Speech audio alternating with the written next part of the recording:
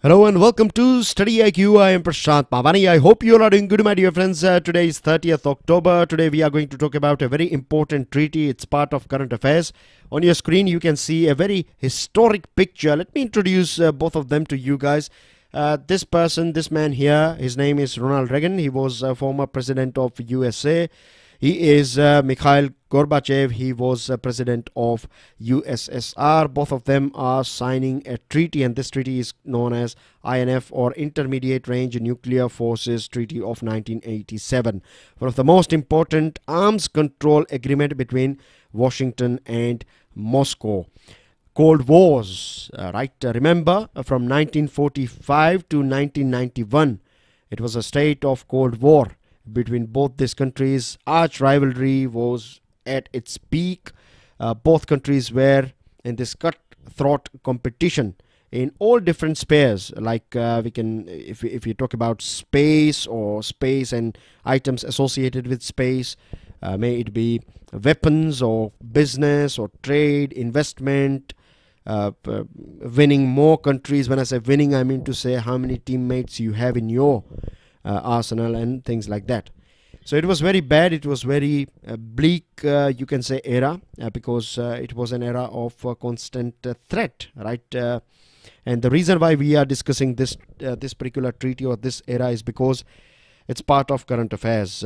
Recently, 10 days ago, Mr. Trump has announced that his administration, or USA, is planning to step out of this 3-decade or 30-year-old missile treaty with Russia. One of the main reasons that the USA has cited is that Russia has repeatedly violated the rules and regulations of this treaty. Now let me take you through some specifications of this particular treaty, or INF. Now you cannot develop, produce, possess or deploy ground-based ballistic missiles and cruise missiles. Those missiles having capacity between 500 to 5,500 kilometers, right? Remember, ground-based and cruise missiles. Exemption is air-launched and sea-based missiles. So if this sort of missiles are there in your ships, in your naval ships or submarines or your fighter jets, then that's fine. But you cannot, I'll give you one example.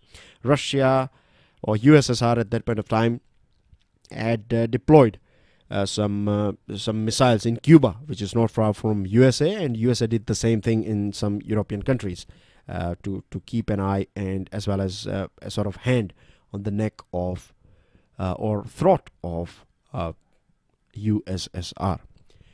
So Europe was not happy with this brewing tension between these two countries, and there was a public outcry in Europe in 1980s because Russia deployed this SS-20 ballistic missiles, and in reply USA deployed this Pershing II rockets. So it was bad, and European countries were very much afraid, of course, because it was more severe than what we have witnessed in recent past. This a nuclear threat between North Korea and USA, which is a bit quiet now, but it was very severe in 2017, in the starting of 2018, but things have changed.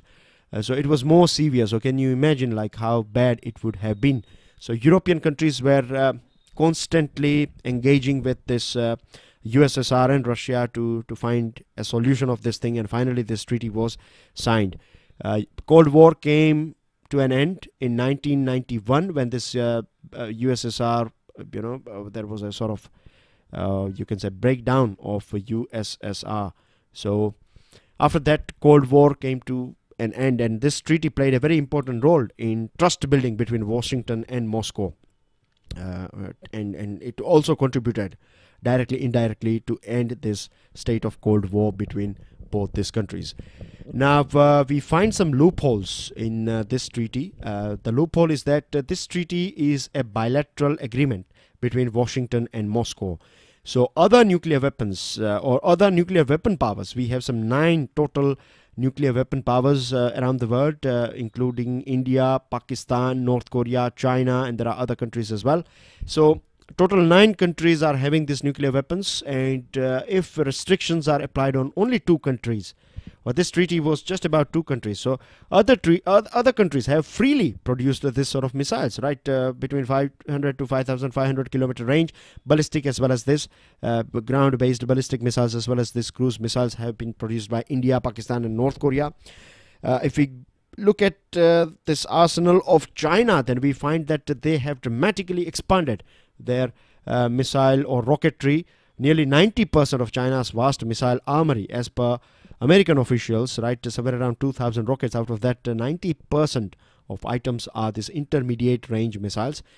So American officials said that if China would be, if China is planning to, just imagine that China wants to sign this INF treaty based on the terms and conditions that we have in this INF treaty, then China will be totally a sort of an illegal country as per this INF treaty. So things are very bad, and the reason why we are discussing this thing today, because we have to look after our own back. We have to look at this issue from India's perspective, isn't it? From India's interest point of view. So India's problem is less with the arms control diplomacy than the nature of its missile program. Our reliance on Russia is a bit more, and we are planning to develop some hypersonic weapons. Hypersonic means it can travel up to 5 times speed of sound.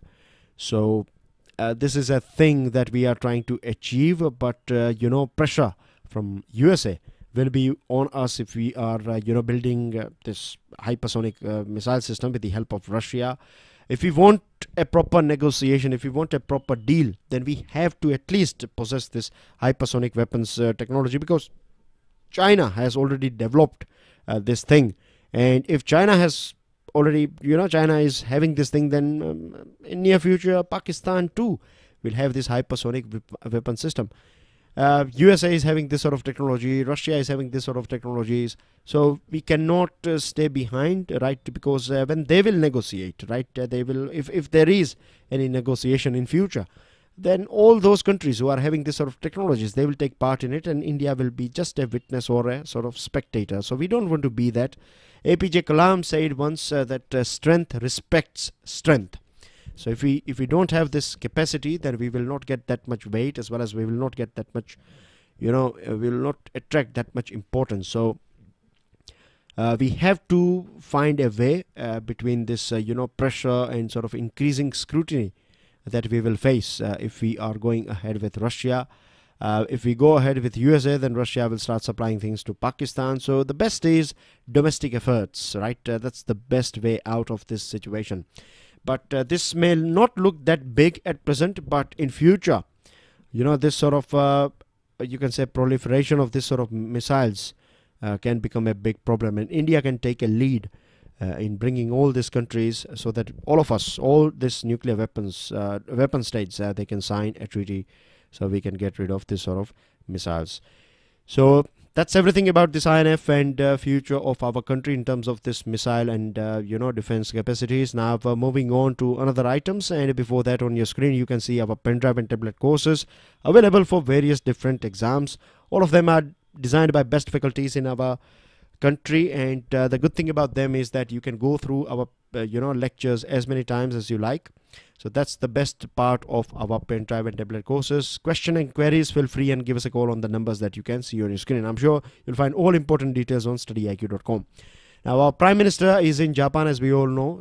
This is 13th bilateral summit that is taking place between India and Japan. We have signed some 6 agreements, and out of these 6 agreements, 2 key announcements are in defense and development projects. Now, 2+2 dialogue mechanism, I'm sure we all know what it is all about. We have talked about it in our special topic. We have talked about it in our news items as well, in Hindu analysis as well as in PIB analysis. So it's something similar to what we have with USA, right? So Foreign Minister of India, Defense Minister of India interacting with Foreign Minister or counterparts or their counterparts, right, from Japan. So this is 2+2 dialogue. Mr. Modi said that this 2+2 is going to be very important for world peace and stability of the world. We have also agreed for an arrangement of this, reciprocal top-up facility, or you can say all those other facilities like military facilities, naval facilities, something similar to Limao, right? like we will, like between USA and India and USA, we have this agreement that we will help each other's navy. Like if their naval ship requires fuel top up or food or other items, then they can use our facilities. In the same way, something similar is going to take place between Indian Navy and Japanese Maritime Self-Defense Force too. 7 different yen loan projects have also been talked about, and these projects are Mumbai Ahmedabad high speed, this bullet train. Then we have this third phase of Delhi mass rapid transport system, northeast road network connectivity improvement, and this peripheral ring road of in Chennai. Japanese entrepreneurs have announced that they are going to invest some 2.5 billion US dollar in our country. This will generate some roughly 30,000 new jobs. We have talked about Indo-Pacific region, which is important for both the nations, because Japan is a Pacific country. India is, of course, an Indian Ocean country, and the thing is, this link that is connecting Indo as well as Pacific region is this South China Sea. So this unwavering commitment and this promise of working together for a free and open Indo-Pacific region is basically, indirectly talking about China's this you can say expansionist moves in this South China Sea region. We have also agreed, or we have shared this willingness that we will expand our concrete cooperation with other like-minded or friendly countries like USA and other partners, maybe Australia or South Korea maybe. And we have talked about infrastructure or other sort of collaborative projects in Indo-Pacific region, including Sri Lanka, Myanmar, Bangladesh and African continent. Now on your screen you can see West Asian portion. Now we are done with this Indo-Japan. Sorry, I was a bit quick here.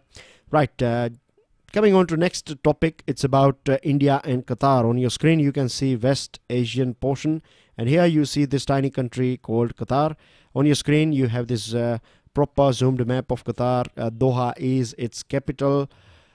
Persian Gulf as well as Gulf of Bahrain. On this side you find this again Persian Gulf water here, this side. So a country that is a very rich country, right? One of the richest country in the world is Qatar. Very important for India. It's sharing its border with Saudi Arabia. It was last time in news because of this isolation that Qatar is facing at present. Saudi Arabia, Yemen, then UAE, Bahrain, it's a tiny country here, and Egypt. These are the 5 countries they have decided that they are not going to speak and deal with Qatar anymore. They have blamed that Qatar is having or developing or improving relationship with Iran, which is an arch rival of all these countries. So it was in news last time for this thing, but today it is in news because our foreign minister is there in Qatar, and we have decided one of the most important thing that we find from this visit of our foreign minister is this joint commission to strengthen relationship between Qatar and India. I provided you a sort of curtain raiser thing that both the leaders are, Sushma Swaraj ji, she is going to have a chat with Emir of Qatar. She is going to have a chat with her counterpart or Prime Minister, so Prime Minister of Qatar and things like that. So all those things are given here, not that important. The most important thing here is that this joint commission will focus on various areas including economic, commercial, cultural, scientific, technological, information and technology, education, everything, right? So it's going to focus on all these things, and it will be co-chaired by foreign ministers of both the nations. Now Venkaiah Naidu ji was addressing this gathering during this release of this book. Remember the name, Yoga and Mindfulness, by Miss Mansi Gulati. She is a very famous yoga exponent.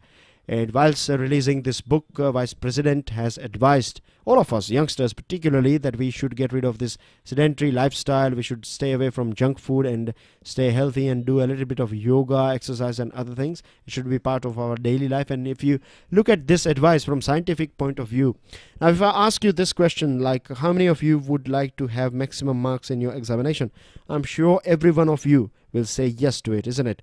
Now the thing is, if I ask you how many of you are doing those things that are important to achieve those marks, in examination, your dream marks in your examination or maximum marks in your examination, then I know this thing for sure that only 2% students will be following the things that are absolutely necessary, absolutely scientific. So staying healthy is very important. Trust me, I'm not just saying it. I do follow this thing as well.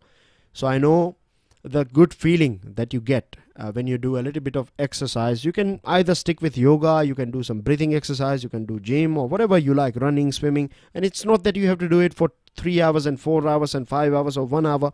You can just do it for 15 minutes, 10 minutes, right? You can do it at various different, period of your day. So you can do it a little bit in the morning, 10 minutes maybe, and maybe 5-10 minutes or a brisk walk evening time, just to change your mood. So do these things, right? This will help you immensely. You will not have words to thank me if you do this thing. And it's not to thank me, but you will feel very much surprised, like how much more you're achieving in a day. So here Vice President is talking about doing yoga to be free of roga. And one more thing, that yoga has nothing to do with the religion, right? It's pure science and art, or it's more about science, it's more about body, it's more about mind. So it has nothing to do with religion. So there are people out there who are spreading this. They have this propaganda, this bigoted mindset and tunnel vision, or trying to add a sticker on this yoga as a thing that is associated with a particular religion. Last item of the day, Ministry of Road Transport and Highways has got a good news for us, that India is going to set up India's largest dry dock at Cochin. Dry dock is basically, shipbuilding facility, and it is going to be, set up in this Cochin, that is in Kerala, of course, and it will be a big impetus to Make in India initiative under Sagarmala project. Our share at present, as far as this shipbuilding is concerned, in global market is just 0.66%. We want to raise the bar to 2%. That's what we are trying to achieve. At present, our shipbuilding industry is just 3,200 crore, which is very tiny, right? We are predominantly working on this medium-sized or small and medium-sized offshore vessels and cargo bulk carriers. But with this new facility, we are going to focus on some more technical and some more advanced items. To make sure that the water is not getting polluted, we are going to set up a water treatment plant and green belt development. And this project is expected to be completed by May 2021. So that's everything in today's discussion. You can download the PDF of today's lecture from my FB page and Twitter handle, and make sure you share this lecture with other students. And if you think that this lecture was good enough, then don't forget to hit the like button. Thank you very much. Enjoy your studies. Jai Hind.